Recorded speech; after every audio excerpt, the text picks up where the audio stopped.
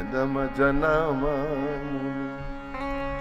જતન કરાહી, જતન કરાહી અંતરામ કહી આવત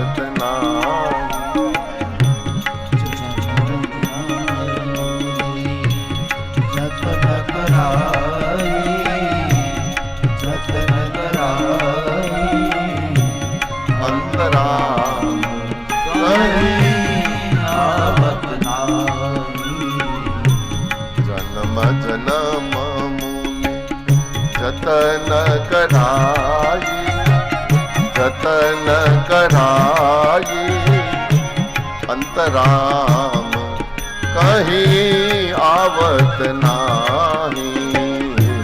જન્મ જન્મ જતન કરાઈ, જતન કરાઈ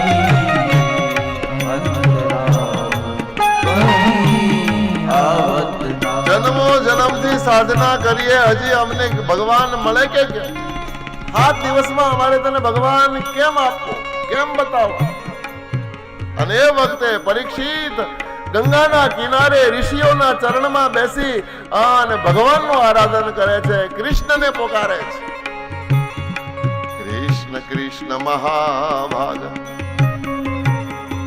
ત્વન્નાથમ ગોકુલ પ્રભો ક્રાતુરમરહસી દેવા કૃપિતા ભક્ત વત્સલ. કૃષ્ણ કૃષ્ણ મહાભાગ, હે કૃષ્ણ, હે કૃષ્ણ, ત્વન્નાથમ ગોકુલ પ્રભો, હે ગોકુળના નાથ, ક્રાતુરમરહસી દેવા કૃપિતા ભક્ત વત્સલ. એ પ્રભુ, માના ઉદરમાં હતો ત્યારે તો રક્ષા કરવા માટે તમે સ્વયં આવ્યા હતા. બ્રહ્માસ્ત્રથી તો તમે મને બચાવ્યો તો, હવે જમ મને લેવા આવે એ વખતે તમે નહીં આવો? એક પ્રાર્થના, એક નાદ પ્રભુ સુધી પહોંચ્યો. સુખદેવજી બાબાને પ્રેરણા થઈ. સુખદેવજી મહારાજ વ્યાસાશ્રમમાંથી ઊભા થઈને દોડતા સુખતાલ તરફ આવ્યા છે.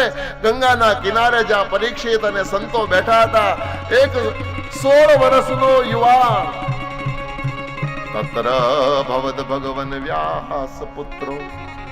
સુખદેવજી કોણ? બોલે વ્યાસજીના પુત્ર છે. તત્ર ભવદ ભગવન વ્યાસ પુત્રો યદચ્છયા ગાવટ માનોનપેક્ષ અલક્ષલિંગો નિજ લાભ તુષ્ટો વ્રતયશ્ચ બાલેર અવધૂત વેશ. સુખદેવજી કેવા હતા? બોલે અવધૂત, દિશાઓ રૂપી વસ્ત્રો જેને ધારણ કર્યા એને દિગંબર કહેવાય. યદચ્છયા ગાવટ માનોનપેક્ષ, જેને માનની કે હાનિની કાંઈ પડી નથી. વિખરાયેલા વાળ છે, આંખ પોતાના નાકના અગ્રભાગમાં સ્થિર છે, કપાળમાં જાણે કરોડો સૂર્ય ઉગી ગયા હોય આટલું બ્રહ્મ તેજ છે, અને પરમાત્માની સાથે તાર સધાયેલો છે. ઉમના લાગી તુમના, તુમના લાગી ઓમ. લૂણ વળુંભ્યા પાણી, એને પાણી વળુંભ્યા લૂણ. 16 વર્ષનો એક ફૂટડો યુવાન દોડતો આવ્યો અને બધા જ ઋષિ મુનિઓ ઉભા થઈ થઈને સુખદેવજીને દંડવત કરવા લાગ્યા છે, જય જયકાર કરવા લાગ્યા છે. આપણે પણ એક વખત જોરદાર જય ઘોષ કરી લઈએ. બોલીએ સુખદેવજી મહારાજ કી જય. સુંદર સિંહાસન તૈયાર કરીને સુખદેવજીને બિરાજિત કર્યા અને પરીક્ષિત ચરણમાં બેસી અને પ્રશ્ન કરે છે. અચહ પ્રત્સામિ સંસિદ્ધિ યોગિનામ પરમં ગુરુ પુરુષે યત કાર્ય મ્રિયમાણસ્ય સર્વથા પુરુષ સત્સે યત સત્કાર્ય. એ પ્રભુ, એક જ સવાલ મનમાં જાગે છે. બહુ સુંદર પ્રશ્ન પરીક્ષિત, પહેલો જ પ્રશ્ન.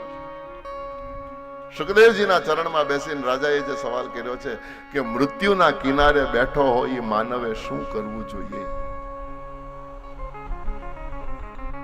સમજવા જેવો સવાલ છે. પણ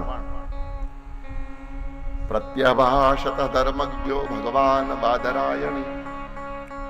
પ્રથમ સ્કંદના છેલ્લા અધ્યાયનો છેલ્લો શ્લોક. આટલા શબ્દો લખીને વ્યાસજીએ સ્કંદને પૂરો કરી નાખ્યો છે. પ્રત્યભાષત ધર્મજ્ઞો ભગવાન બાદરાયણી. પ્રતિભાષા આપવા માટે બાદરાયણી એટલે સુખદેવજી, બદ્રી ઋષિ બદ્રાયણના પુત્ર એટલે બાદરાયણી. વ્યાસજીનું એક નામ છે બાદરાયણ. બાદરાયણના દીકરા એટલે બાદરાયણી.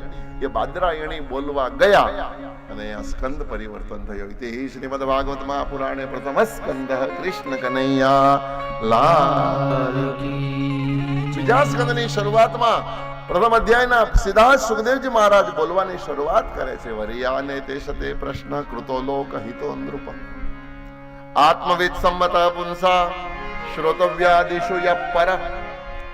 હે રાજા, તારો સવાલ બહુ સુંદર છે.